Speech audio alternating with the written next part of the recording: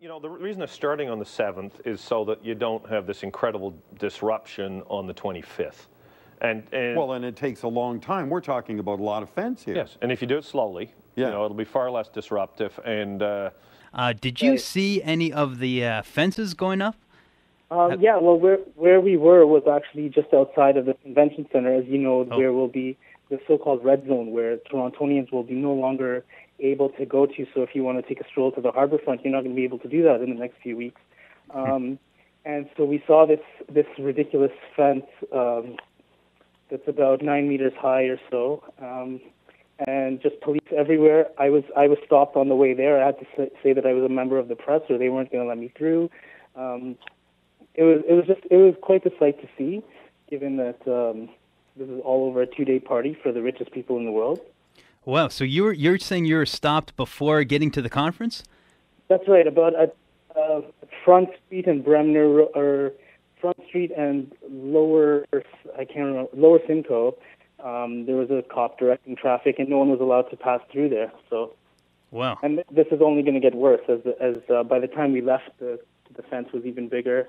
Mm-hmm. It's only going to get bigger and worse. And so this is no big deal, because this is what people face every day. If you go to places like Regent Park, Jane and Finch, you know, youth and people of color and marginalized people face this every day. They're harassed and intimidated by police on their way to school, stopped and given these so-called routine checks. Number one advice is, if you don't have to come downtown Toronto for doing this event, don't. Go somewhere else in the city, explore it. It's a big city. There's lots of things to do. If you still have to, the number one way I would suggest would be public transportation between GO Transit and the TTC. There have been no identified disruptions that we know of at this point in time, other than on the Friday, the Pape and Kingston Road lines are going to be have problems, and the Bay Street. Those are the only 3 planned disruptions. All your subway routes, all your rail routes are going to be fine. If you don't want to use public transit, leave yourself a lot of extra time. No alternate routes well around that area. If you drive 4 or 5 kilometers out of your way, I can anticipate you'll save yourself a considerable amount of time. All right, thanks, Sarge. I appreciate that. Don't forget, Pearson Airport will be open, but there could be an effect at the airport, so don't be afraid to call ahead just to make sure that your flight's supposed to leave on time, and also get there earlier than you normally would. Lindsay. All right, some good advice, Nathan. Thank you. And the G20 is the subject of today's CP24 web poll. Today we're asking, are you concerned about G20 road closures?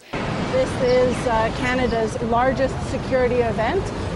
It's an international stage, and we've got international protected persons coming here.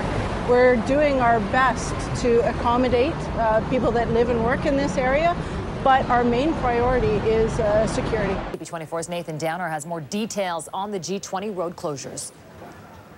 We know it's coming, the traffic delays because of the G20 summit, and police are warning the public to prepare for the worst. I'm joined by Sergeant Dave Woodford from the OPP, and I guess it's going to be pretty bad in a couple of weeks. Yeah, it was. I don't want to put it out as a warning where it looks like, you know, where it's a major disaster. It's not, and it's just a matter of planning. I think everybody sort of has to plan their routes, especially if they're going into Toronto. You know, look at alternate routes. We have a Twitter page, the OPP. A lot of people can follow us there. We do road advisories on there, closures, collisions. That's all going to be updated. Remember, CP24 has everything you need to know about the upcoming G8 and G20 summits. Stay with us for complete coverage of the events and the security measures surrounding the meetings and what this all means to you. Partial and full closures on the 427, Gardner and QEW. 401, no full closures, only partial, right? Right, mainly the 401. It's going to be to the on and off ramps to the 427 southbound during the Thursday, Friday, and Saturday. And because the 427 is going to be one of the major routes that the motorcades will be taking to get into the city. So we're going to see the backlog as a result of that. Now, for every, like, let's say 15-minute closure, we could be looking at a 45-minute cleanup, let's say, of getting that traffic flowing again, and then you could be faced with another motorcade. So you're going to see these types of delays, not, you know, periodic where it's 15 minutes, but it could be the backlog of traffic throughout the entire day. And that's what motorists have to be aware of, that it's going to be the entire day. Police are saying, though, to be patient, and hopefully there won't be that many disruptions, and it will be business as usual. But if you do live or work inside the security zone, you are asked to carry photo ID and give yourself plenty of time. You're even encouraged to take public transit.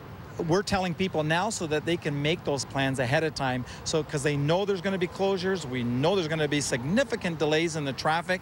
make other plans. Public transit if you have to during those courses of the days. Yeah, good advice. Of course, there'll also be an impact at the airport as well, although the airport is open. However, if you do have plans to fly out during that weekend, it's best to call ahead just to be sure. Let's go back to the newsroom. Some good advice. Thanks, Nathan. Well, are you concerned about the G20 road closures? That's the question of our web poll today, what we're asking you.